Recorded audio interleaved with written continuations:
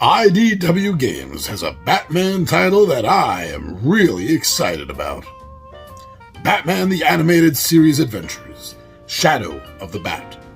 This is good for 1 to 5 players ages 14 and up, and should run about 60 to 90 minutes.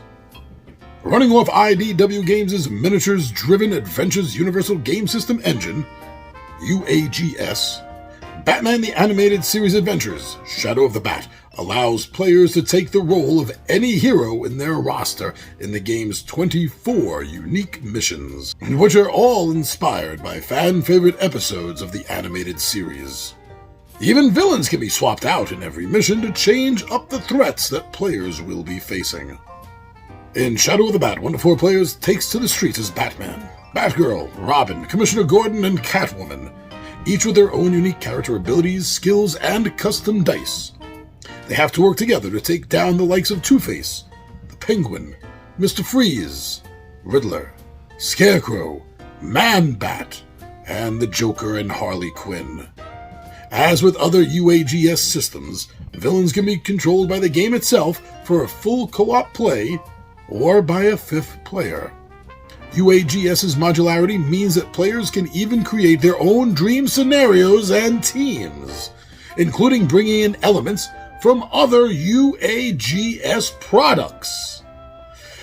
Woo! That is a hell of a powerful description we have from the publisher, and it gets me going!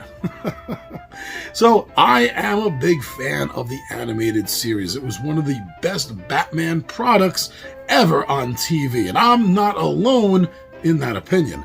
And there are several board games and dice game based on the animated series. But this may be the deepest one yet. With 24 missions in the core game alone, just to help you simulate the animated series, simulate being Batman or Batgirl or Commissioner Gordon or one of them, being them inside an active and moving Batman story. You are not passive at all in this game. You are both going to be entertained by everything that I've seen here in this game, as well as feel completed. That's a word I want to use for this, a sort of completion when you're done with this, because you have run through an actual story or homage, at least to certain stories that you remember and you love. The ability to change things up by taking popularly known stories and changing out the villains, changing out the heroes that are in this story, bring to it a level of replayability that most Batman games simply don't have. So not only is this one of the greatest replayability games, but it is also one of the deepest storytelling games for the Batman universe. If you want more than just rolling dice and beating people up, if you want to be an active part of the story and feel it from beginning to end, wow, this game has it all. The minis that I've seen for this simply may be the best looking Batman miniatures that I've seen. And if not, they got to be up in the top 2. Come on, these are absolutely stunning, these miniatures. And the simple fact that this game can AI for a solo experience or have a 5th player option to run the stories, run the villains. I'm loving this more and more. Now, I don't have any other of these gaming systems by IDW, but looking into it, I do see that there are several games that use this same system for their Teenage Mutant Ninja Turtles. I know there have been crossovers where Batman has met the Ninja Turtles. So being able to incorporate both in each other's games, if you have the other, I think is a huge bonus. I don't have them, but this does actually make me think that if I got the Batman one, maybe I would get at least the core base of the Teenage Mutant Ninja Turtles game.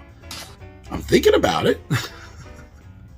And, last, I just want to say that this isn't a one-off thing. This is coming out of the gate with upwards up to 6 other expansions, with 6 other campaigns in them. So that's a minimum of another half dozen games that you're going to be playing. And that's only if they each have 1 scenario each. I don't even know how many they have. But even with the minimum, and then with the replayability on top of that, changing out villains and heroes,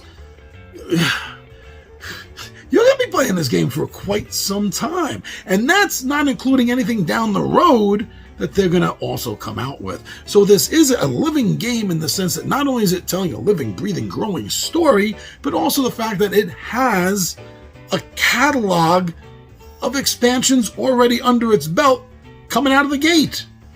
You're not gonna have enough time to get through all of this, at least not easily. But if you got this, good luck. And if you don't have this, you fall into the same category as me, then good luck getting your hands on it.